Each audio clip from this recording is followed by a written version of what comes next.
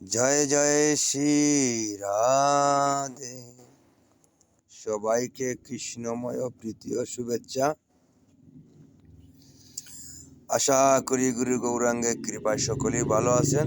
জয় জয় রাধা দামোদর কি জয়, জয় জয় গৌর ভক্তবৃন্দ কি জয়, হরিনাম সংকীর্তন কি জয়, জয় জয় রাধা রানী কি জয়, নিতাই গৌর প্রেমানন্দে হরিবল হরিবল হরিবল। সবাই যেন ভালো থাকেন, সুস্থ থাকেন, গুরু গৌরাঙ্গের যেন কৃপা হয়, এই দামোদর ব্রত যেন আমরা সুন্দরভাবে পালন করিতে পারি। ভগবান যেন কৃপা করেন সবাইকে। জয় জয় শ্রী রাধে। দামোদর মাসে আপনি যত নিয়ম নিষ্ঠা মেনে পালন করবেন ততই ভগবান আপনাকে বেশি বেশি কৃপা করবে। অত্যন্ত কৃপা মাস। কৃপা পাওয়ার জন্য ভগবানের শরণাগত হন, মনুষ্য জন্ম ধন্য করেন। জয় জয় শ্রী রাধে। অজ্ঞানতিমিরানজস্য জ্ঞানাঞ্জন শলাকয়া চক্ষুরুং মিলিতং येन তস্মৈ শ্রী গুরুবে নমঃ। আমরা প্রথমে গুরুদেবের শরণাগত হয়ে যেন আমরা ভগবানের চরণ প্রাপ্তি হতে পারি, সেই আশা প্রত্যাশা নিয়ে গুরুদেবের শরণাগত হই। জানি না কার কতটুকু হয়েছে, আমি অদম দুরাচারে এখনো হয়নি। আমি অজ্ঞান, গুরুদেব আমাকে জ্ঞান দান করুন, আমি জ্ঞানহীন।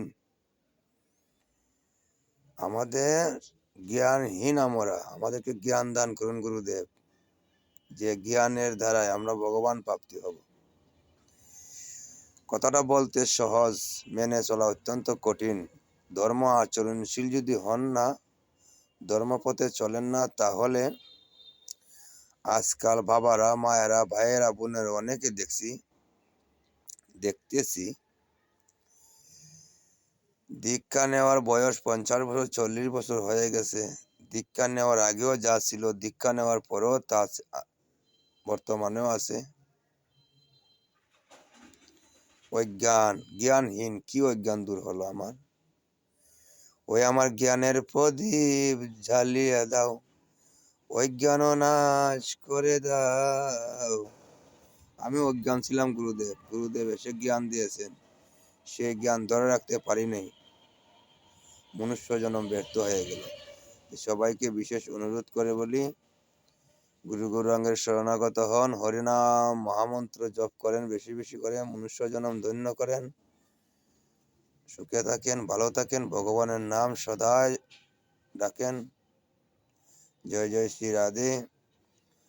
আপনি এত পরিশ্রম করিতেছেন সংসারের জন্য, খুব ভালো। সেই সংসার যদি কৃষ্ণ ভক্তি পরায়ণ না হয়, ছেলে মেয়ে আত্মীয় বর্গ যদি আপনার যারা আছে সবাই যদি কৃষ্ণ ভক্ত পরায়ণ হয়, তাহলে এই সংসারের জন্য আপনার পরিশ্রম করা সার্থক। নাহলে আচার্যগণ কি বলেছেন?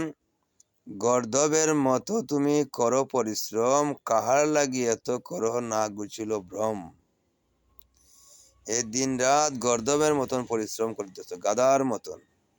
এত পরিশ্রম করে একবার কি ভেবে দেখেছো, যার জন্য আমি এত পরিশ্রম করেছি তারা কি ভক্তিপথে জীবনযাপন করিতেছে? তারা কি ভক্তিপথে চলে? যদি ভক্তিপথে চলে, তাহলে আপনার মনুষ্য জন্ম ধন্য, আপনার কষ্ট করাও ধন্য। সবাইকে অনুরোধ